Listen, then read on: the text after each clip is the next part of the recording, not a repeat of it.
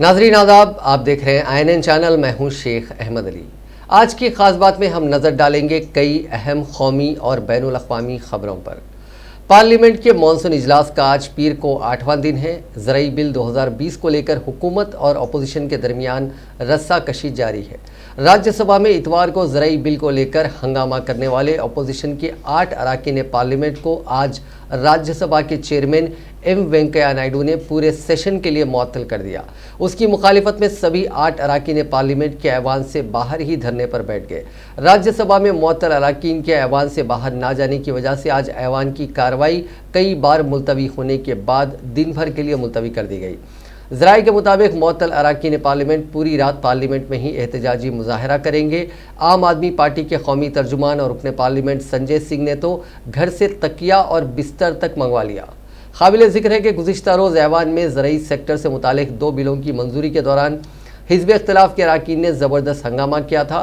पीर की सुबह जब कार्रवाई शुरू हुई तो राज्यसभा के चेयरमैन एम वेंकैया नायडू ने अपोजिशन के 8 मेंबरों को 7 दिन के लिए मुअत्तल कर दिया और ऐवान की कार्रवाई सुबह 9:40 से 10 बजे तक मुलतवी कर दी। इसके बाद कार्रवाई शुरू होने पर डिप्टी चेयरमैन हरिवंश ने वज़ीर तरक्यात इंसानी वसाइल को बिल पेश करने को कहा। इसके बाद तरक्यात इंसानी वसाइल के वज़ीर रमेश पोखरियाल निशंक ने बिल पेश करना शुरू किया। दरियासना वज़ीर ममलिकत बराए पार्लिमानी उमूर ने कहा कि ज़ाब्ता 256 के तहत ऐवान से मुअत्तल मेंबरान को कार्रवाई के दौरान मौजूद नहीं होना चाहिए और उनके ऐवान से बाहर जाने के बाद ही कार्रवाई चल सकती है। इस पर हरिवंश ने मुअत्तल अरकान के नाम पुकारते हुए उन्हें ऐवान से बाहर जाने के लिए कहा। तब इस पर अपोजिशन अरकान का कहना था कि कायदे हिज़्ब इख्तिलाफ गुलाम नबी आज़ाद को बोलने का मौका दिया जाना चाहिए। इस पर हरिवंश ने कहा कि जब मुअत्तल अरकान ऐवान से बाहर जाएंगे तो अपोजिशन लीडर को बोलने की इजाज़त दी जाएगी। इस दौरान तरक्यात इंसानी वसाइल के वज़ीर रमेश पोखरियाल निशंक ने बिल पेश किया। इसके बाद वो इस बिल के बारे में बताने लगे। फिर डिप्टी चेयरमैन ने सुबह 10:06 से 10:36 तक ऐवान को मुलतवी कर दिया। इसके बाद कार्रवाई शुरू होने के बाद भी हालात जूं के तूं रहे, जिसकी वजह से महज 2 मिनट में ऐवान की कार्रवाई आधे घंटे के लिए यानी 11:07 तक के लिए मुलतवी कर दी गई।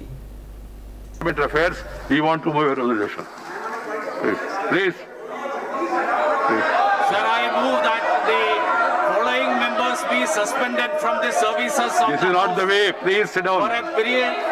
You have been named. You can't speak. For the remaining part of the current session, for their unruly behavior, especially with the chair and their gross disorderly people. I appeal to the countrymen. People who have missed yesterday, they can witness today. And their gross disorderly conduct in the violation of the rules and etiquettes of Rajya Sabha, thereby bringing disrepute to this august house and causing insult to the office of Honorable Deputy Chairman yesterday, that is the 20th September 2020. I named the following persons: Sri Derek O'Brien, Sri Sanjay Singh, Sri Rajiv Satav, Sri K.K. Ragesh, Sri Syed Nasir Hussain, Sri Ripun Bora, Ms. Dola Sen, and Sri Elamaram Karim. The motion has been moved. The question is the following members be suspended from the service of the House for a period of the remaining part of the current session of their unruly behavior, especially with the chair, and their grossly disorder conduct, violation of the rules and etiquettes of the Rajya Sabha, thereby bringing disrepute to this august House and causing insult to the office of the Deputy Chairman yesterday. That is 2020. Sri Derek O'Brien, Sri Sanjay Singh, Sri Rajiv Satav, Sri K.K. Ragesh, Sri Syed Nasir Hussain, Sri Ripun Bora, Ms. Dora Sen, Sri Elamaram Karim. All these people have been named by the Minister, and those in favor please raise their hands and say yes. Those against will say no. I think the ayes have it, the ayes have it, the ayes have it. The motion is adopted. Thereafter, Sri Derek O'Brien, Sri Sanjay Singh, Sri Rajiv Satav, Sri K.K. Ragesh, Syed Nasir Hussain, Ripun Bora, Ms. Dora Sen, Elamaram Karim are suspended for the period of 1 week for the remaining part of the current session. So, if you don't want to follow rules, if you don't want to respect the chair, then I leave it to you. Really a very bad day for democracy. He has violated Is this a rule? Sitting and making commentary without permission of the chair? What are you trying to teach me? Please don't do that. Dancing on the table, throwing papers. Because you're not monitoring the This will not go on record. Anything unauthorized is said by anybody will not go on record. You have been named. You have to go out. You must know how to follow this thing. I have received a letter. And then they say during the passing of the Farmers Produce Trade and Commerce Bill 2020 and the Farmers Empowerment and Protection Agreement on Price Assurance and Farm Services Bill 2020. They have expressed no confidence against the Honorable Deputy Chairman desire to move a motion for this removal. I have gone through this entire proceedings of the House held yesterday in the light of the allegations made by Leader of the Opposition and other members and observed that the Deputy Chairman has persistently requested the members to go to their seats and participate in the debate and move amendments. Obviously, in view of the continuous disruption of the House, the division could not have taken place. In view of the continuous disruption of the House, see, you are seeing now. If anybody has missed yesterday, you can see it today. And observed that the Deputy Chairman has persistently requested the members to go to their seat and participate in the debate and move amendments. Obviously, in view of the continuous disruption in the House, and the division could not have taken place, as I explained to you earlier. Certainly, the conduct of some members was grossly crossed all the barriers of parliamentary decorum and etiquettes, and thereby bringing down the prestige of the House. After carefully going through the provisions of the Constitution, rules of Rajya Sabha and past precedents, I have observed that at the outset that the motion is not in proper format. Further, as per the provisions of the Article 90C of the Constitution, a notice period of 14 days is required for moving a resolution. मुत्तहदा opposition ने राज्यसभा में ज़रई असलाहा से मुतालिक 2 बिलों को मंजूर कराने के मामले में आज पार्लियामेंट हाउस के अहाते में बाबा कौम महात्मा गांधी के मुजस्समे के सामने धरना दिया। धरने पर बैठने वालों में Congress party, Trinamool Congress, Samajwadi party, DMK, आम आदमी party, Marxist communist party of India, IUML और तेलंगाना राष्ट्र समिति के अरकान शामिल थे। तृणमूल कांग्रेस के डेरेक ओब्रायन ने कहा कि हम सब गांधी के मुजस्समे के सामने धरना दे रहे हैं। इस मौके पर ज़्यादा कुछ नहीं कहना है। पूरे मुल्क को मालूम है कि हम यहाँ क्यों बैठे हैं, इसलिए यहाँ मौन धरना है। ये गैर मुअय्यना धरना है और देखते हैं कि यहाँ कब तक बैठा जाता है। समाजवादी पार्टी के राम गोपाल यादव ने कहा कि हुकूमत अवाम दुश्मन है और ये मनमाने तरीके से बिल ला रही है और उन्हें मनमाने तरीके से मंजूर करा रही है।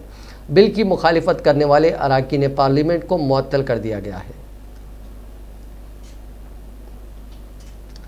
वज़ीर आज़म नरेंद्र मोदी ने पार्लियामेंट से कल मुल्क के किसानों को नए हुकूक देने वाले क़वानीन को 21वीं सदी के हिंदुस्तान की ज़रूरत बताया और कहा कि ये तब्दीली किसान और ज़रई मंडियों के ख़िलाफ़ नहीं बल्कि मुल्क के उन ताकतवर ग्रोहों से किसानों को छुटकारा दिलाने के लिए है जो अब तक उनकी मजबूरी का फ़ायदा उठा रहे हैं।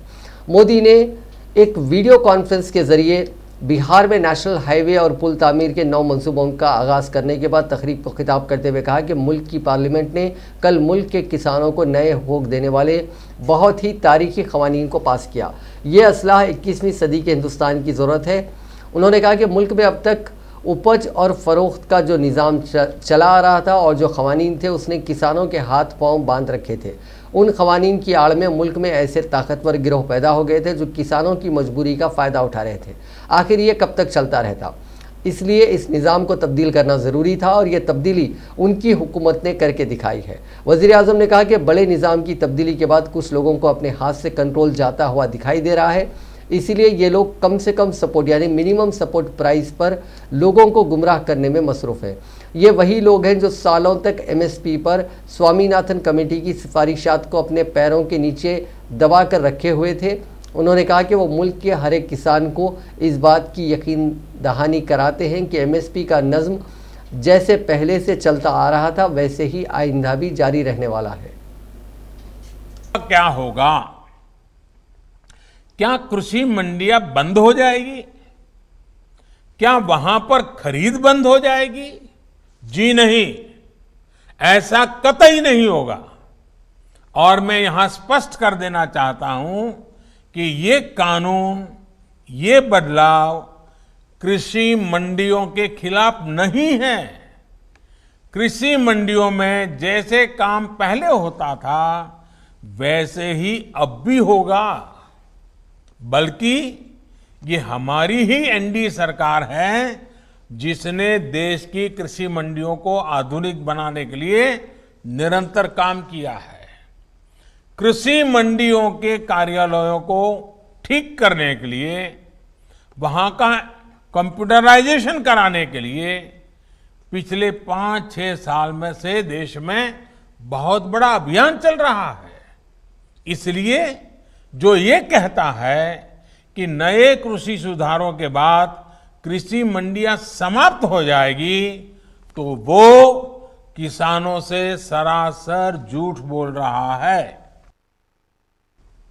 कई जगह ये भी सवाल उठाया जा राज्यसभा में ज़रई बिलों की मंजूरी के बाद से मुल्क का माहौल गर्मा गया है। पार्लियामेंट से लेकर सड़कों तक एहतजाज देखने को मिल रहा है।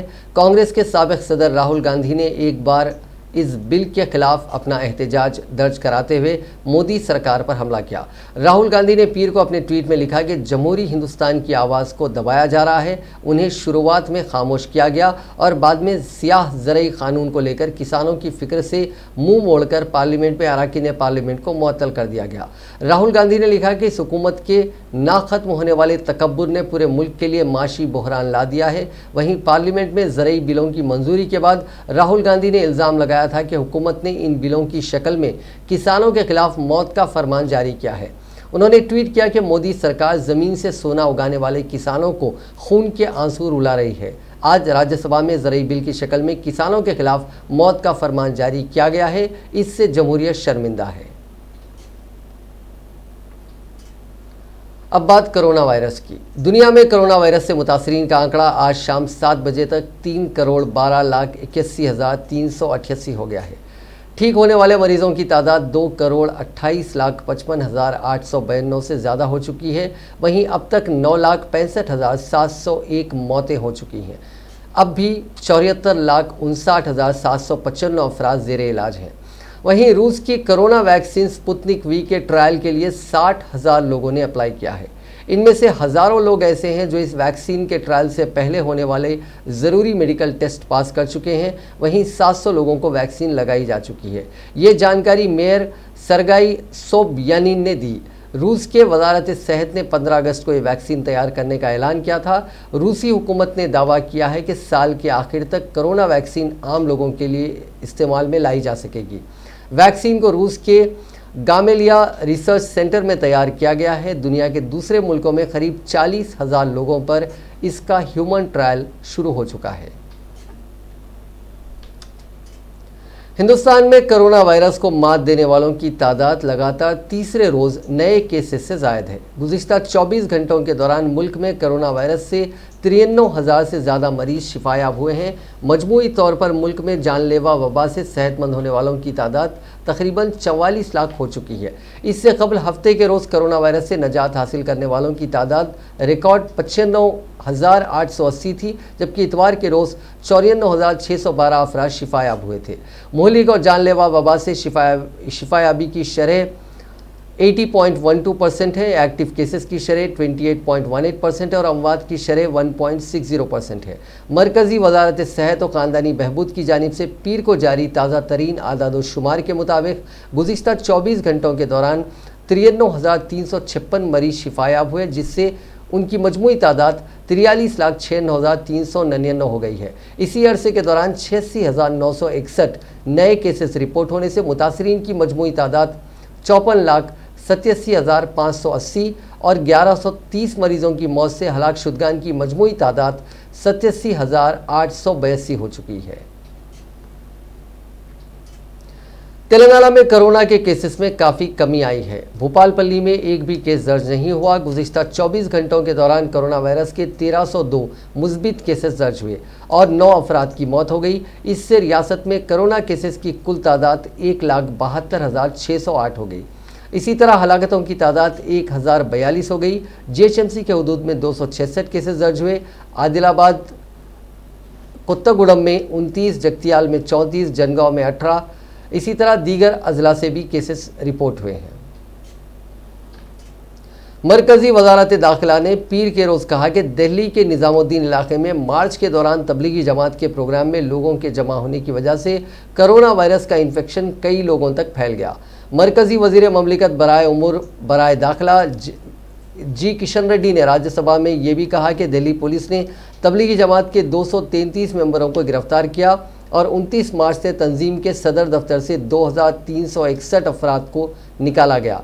एक सवाल के तहरीरी जवाब में उन्होंने कहा कि ताहम जमात के सरबराह मौलाना मोहम्मद साद के बारे में तहकीकात जारी हैं। दिल्ली पुलिस की रिपोर्ट के मुताबिक कोविड-19 की वबा से मुतालिक मुख्तलिफ हुक्काम की तरफ से जारी करदा रहनुमायाना खतूत और अहकामात के बावजूद एक बहुत बड़ा इज्तिमा बंद अहाते के अंदर हुआ, जिसमें मास्क पहनने और इन्फेक्शन से बचने के कवायद पर अमल नहीं किया गया और माशराती फासला बरकरार रखने की दफात को नज़रअंदाज किया गया।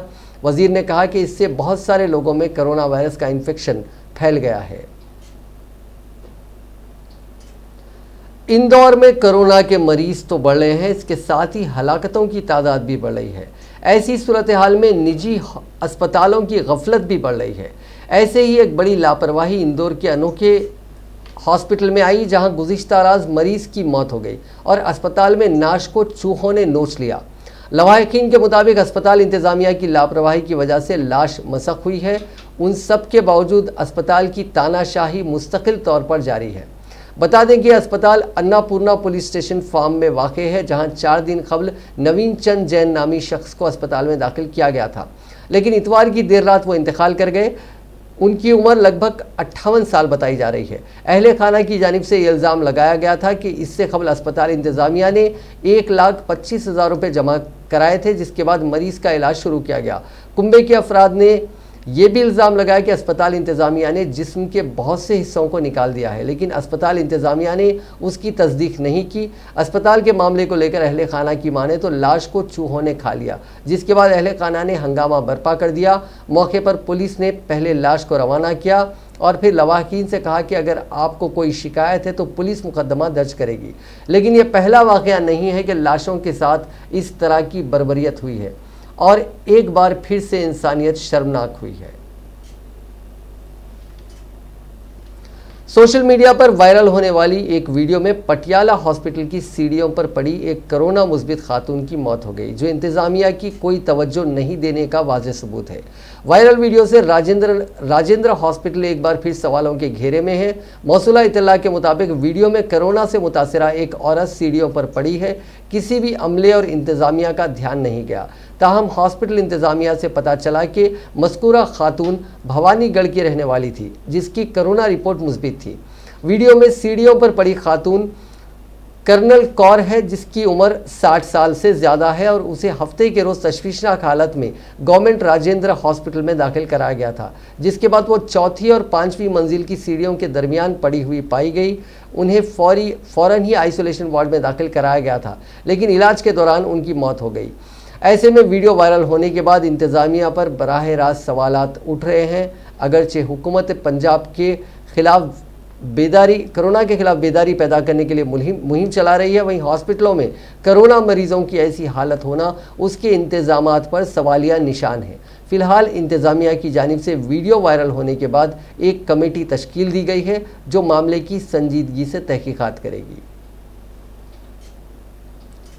महाराष्ट्र में थाने में वाक़े भिवंडी में पीर की अली सुबह एक 3 मंजिला बिल्डिंग गिरने से 12 लोगों की मौत हो गई। अभी भी मलबे में 20 लोगों के फंसे होने का शक है।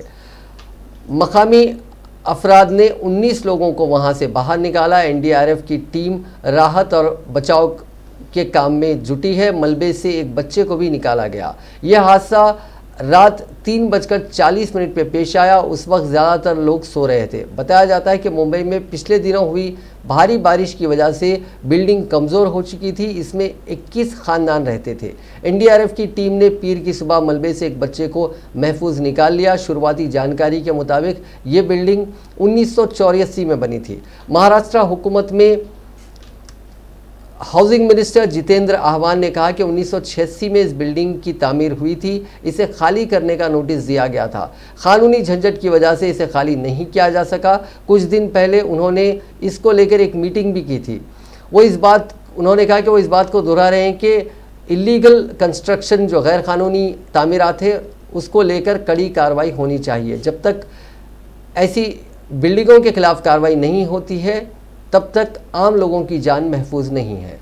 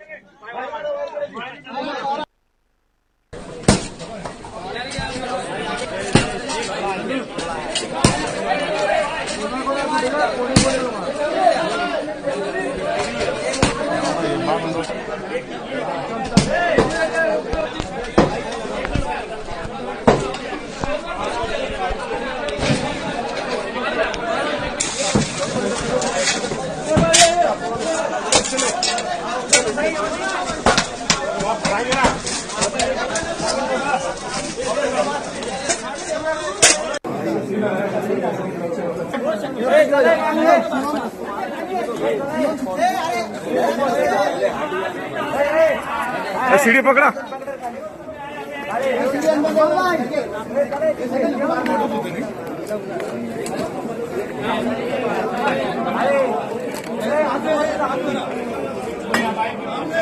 वरती जा, वरती अजून।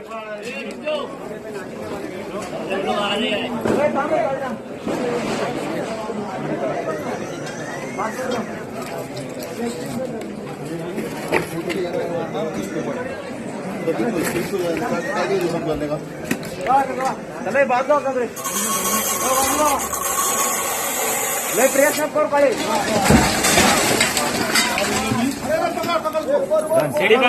सीढ़ी सीढ़ी पकड़।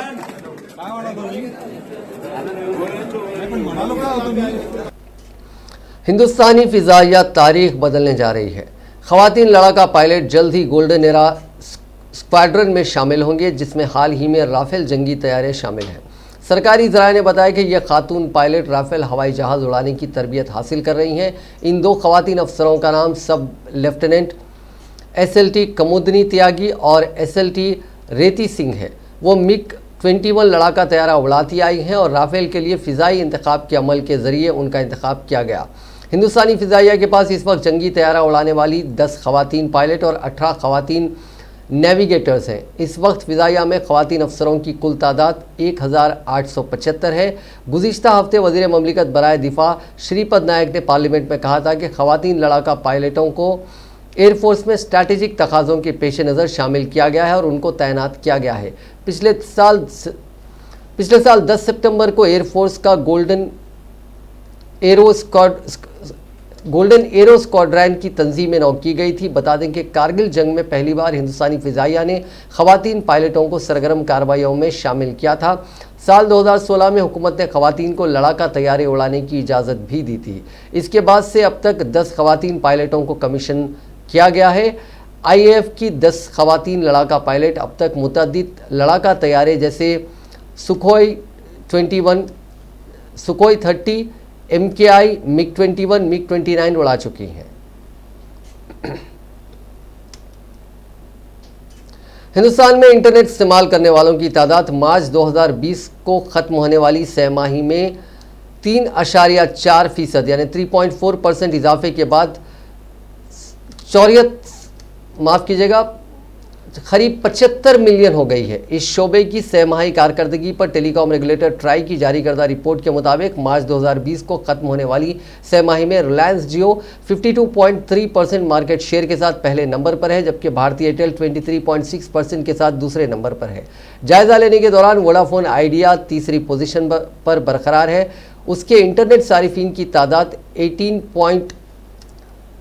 उनकी सारिफिन की तादाद की बुनियाद पर इसका मार्केट शेयर 18.7% था।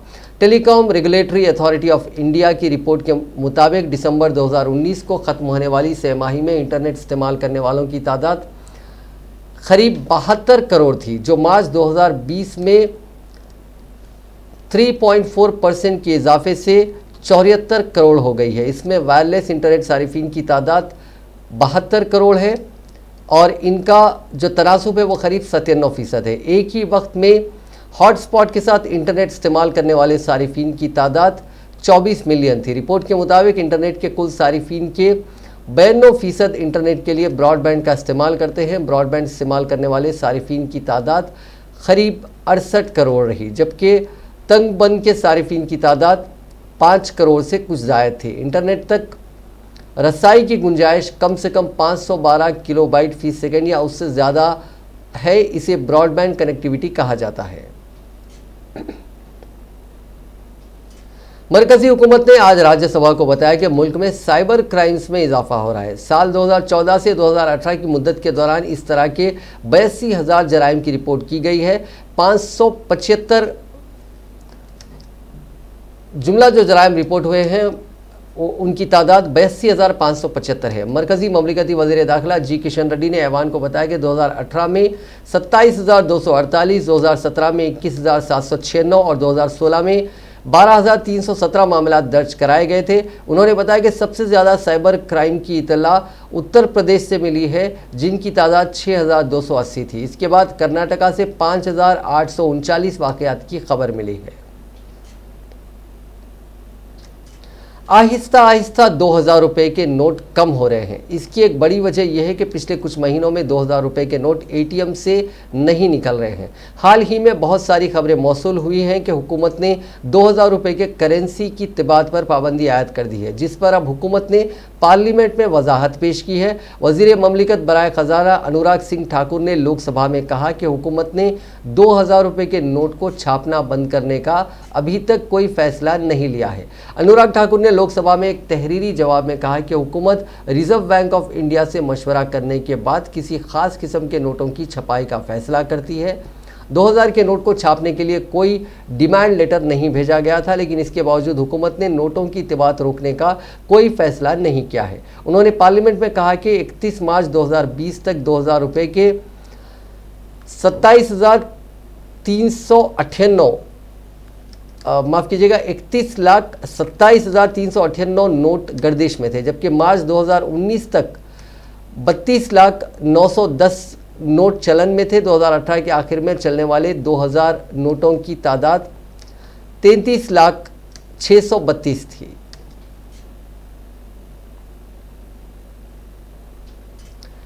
डॉक्टर कफील खान ने दिल्ली में प्रियंका गांधी से मुलाकात की और उन्हें अक़वाम मुत्तहिदा में उत्तर प्रदेश के चीफ मिनिस्टर योगी आदित्यनाथ के खिलाफ शिकायत करने की इत्तला दी। डॉक्टर कफील खान, जो अलीगढ़ मुस्लिम यूनिवर्सिटी में मुल्क मुखालिफ तकरीर के इल्ज़ाम में नेशनल सिक्योरिटी एक्ट के तहत 6 माह जेल में थे, मथुरा जेल से बाहर आने के बाद जयपुर रवाना हो गए थे। इस दौरान कांग्रेस के जनरल सेक्रेटरी प्रियंका गांधी ने कफील खान और उनके अहल खाना के साथ मुसलसिल फ़ोन पर बातचीत की और उनसे हर मुमकिन मदद का वादा किया।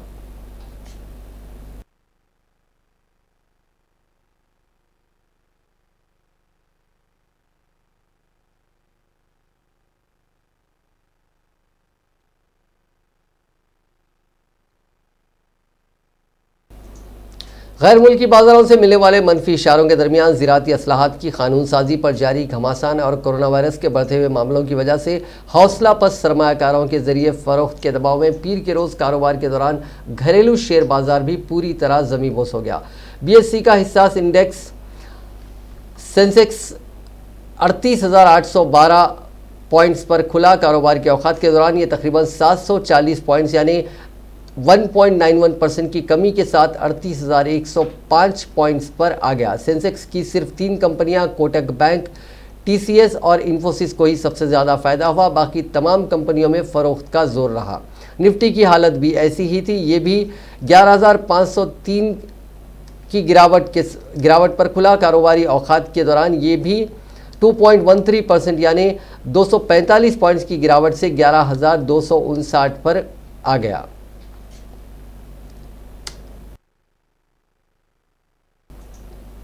नाज़रीन, आज की खास बात में बस इतना ही। आपसे कल मुलाकात होगी नई खबरों के साथ, नए एनालिसिस के साथ। फिलहाल दीजिए इजाज़त। खुदा हाफिज़।